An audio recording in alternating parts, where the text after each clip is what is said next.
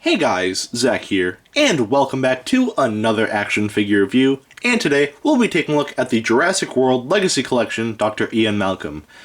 Now, just like with the other human figures in this line, I don't really have a lot to say at the beginning of this video, so we're just going to jump right into this, starting off with the accessories that Ian comes with. And the accessories that he comes with are actually pretty cool. So first, he comes with a flare that looks very nice. Of course, the flare itself is painted a red color, which looks nice, but I really like what they did with the flame here. They painted, like, the flame part like a transparent red, but they painted, like, the smoky bits so that way it looks like it's, like, actually smoking. And that actually looks very nice. I like how that looks. And, of course, he can hold it. So if you wanted to, you could pretty much do something like so. And he can basically hold it. So, yeah. Anyway, he also comes with a little Compsognathus, like these human figures do. And, honestly, these compies, they're not bad, considering what they are, but they could be better. This compy is pretty much, the same in terms of detailing and the paint and all that, you know. There's no paint, the articulation is pretty much, non-existent on this figure. It's made of, like, a rubbery plastic, and yeah, no, these compies, it's cool that they come with compies, but I feel like it would have been nice if there was just a little bit more care put into these. So, yeah. These are small, so I can live with the way they are. So, yeah. And just like with the other compies, he can latch on to Ian Malcolm, like so. Though you do kind of have to wrap his tail around. So, yeah. It is a little tricky, but once you get it down, it's pretty much over with. So, yeah. And that's how that looks, and truth be told, I'm not saying this to be funny like I kind of did before. This straight up looks like the compy is just humping Ian's arm. Before, I mean, it did kind of look like, you know, the compies were at least trying to bite onto the human figures when they were latched on, but this is just, no, this just looks like the compy is just humping his arm, so, yeah.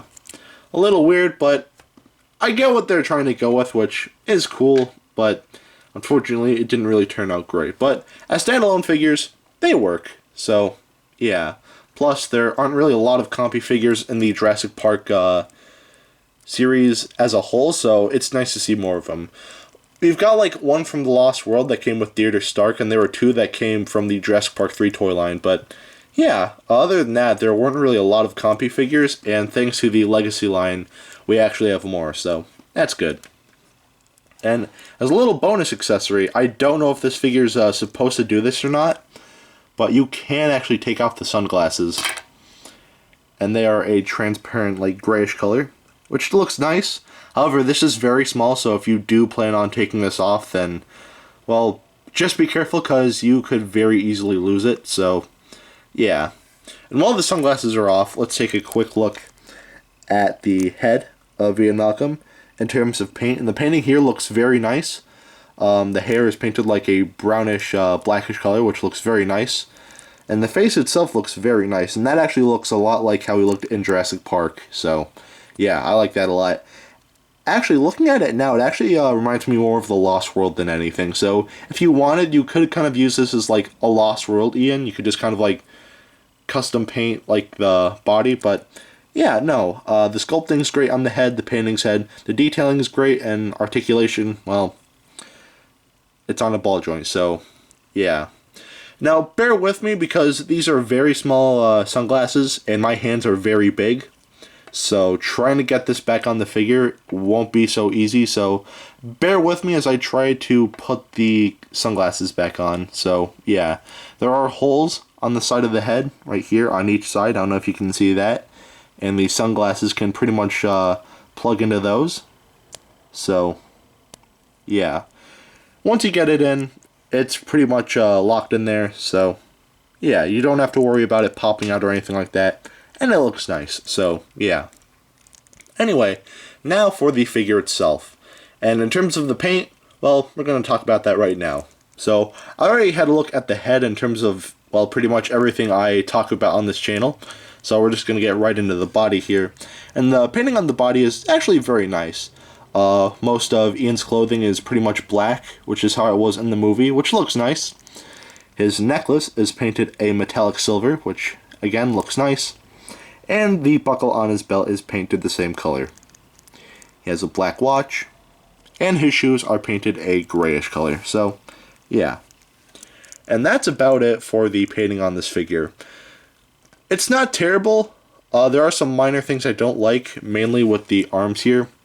Because, as you can see, it looks like the sleeves end here, but it looks like they just kind of go onwards, and it just kind of looked like they painted his skin color on the sleeves, which is kind of weird looking to me, but other than that, no, the painting on this figure is actually very nice, so the paint gets pass. Anyway, now we'll take a look at the articulation, and it's pretty much the same as every other human figure in this line, so I'm not really going to go into too much detail. So, yeah, ball joint at the head, articulation in the arms, so, yeah. Actually, the arms can't really swivel all that much. They can move a little, but they can't do 360s, so, yeah. And something I will say about the plastic, unlike with the other human figures in this line, the plastic actually feels harder. So, yeah. But, yeah, no, I just bumped the camera, I'm sorry about that. But, yeah, no, there is a swivel at the waist right here. The legs can move about like so. The legs can spread. And there is a bend at the knee. And that's pretty much it for the articulation on this figure. Again, it's the same as the other human figures in this line, so nothing crazy. But for the most part, it's still good for what it is, so it gets a pass. Again, I've said this before, wrist articulation would be very nice, but these are small, so it's kind of understandable why there isn't really wrist articulation, so yeah. Anyway, the articulation, not bad, it's still good, so it gets a pass. Anyway, now I'll take a look at the sculpt, and the sculpting on this figure looks very nice.